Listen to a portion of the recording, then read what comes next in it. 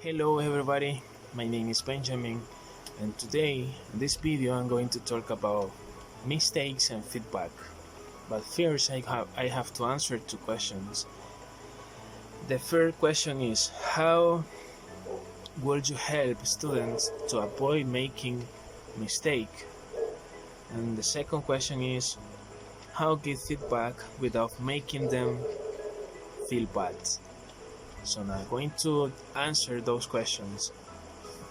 Well, as we know, when we are learning something, it's really difficult, and we make many mistakes. So in this case, when we are learning English, uh, sometimes we have problem with the pronunciation or with the listening. When somebody speaks to us, we don't understand, or when we want to speak something, we don't know how to say the words. And maybe we wanna say I think, and at the end we say another. But it doesn't matter. It doesn't matter. Making mistakes are part of the process, and when the students make mistakes, uh, they are learning. They are learning. So the point here is not make the same mistake twice, because we have to learn. We have to learn from the mistakes. If yesterday we make many mistakes, today we have to try don't say the same words or the same mistakes. Okay, so in all this time that I've been here in my house, I was thinking how I can do or how learn English in a faster way, and the secret is practice. All that we have to do is practice every day, trying to speak with people who speak English more than me, or more than you, because when we talk with them, we listen the pronunciation, the correct pronunciation, and we are going to learning faster. uh, if my students in the class make mistakes, I help you giving them the techniques. The techniques.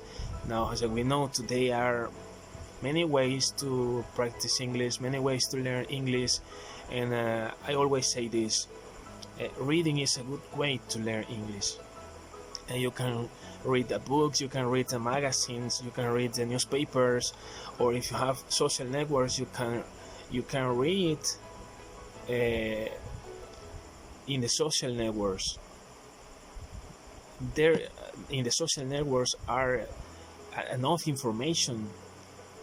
Just you have to look in the correct information. Don't waste your time only on Facebook, on WhatsApp, talking in Spanish.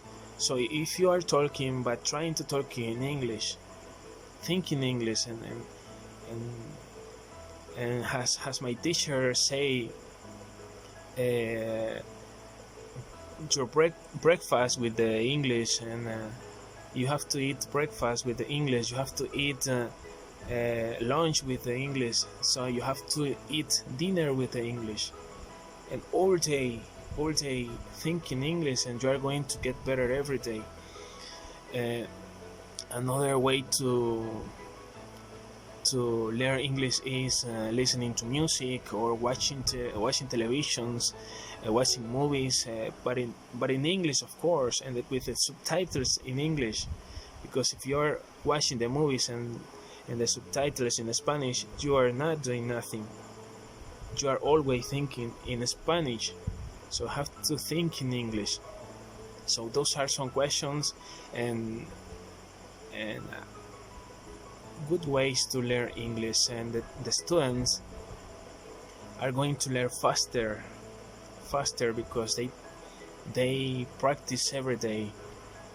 And about the feedback, for example, if I am giving a class about a specific topic, and one of the students give me an answer, and he give me his point of view, but he's grown. I'm not going to say you are grown or your answer is incorrect, so you don't know nothing about this, because the students is going to feel bad inside. Remember, we have to say the answer, or trying to say the answer in a professional way. Ask him if he understands. Explain more than twice. Explain 1, 2, 3, 4, 5, or all the times, until the students can understand the topic. So, but the point here is practice every day. Don't worry if you make many mistakes. Don't be shy.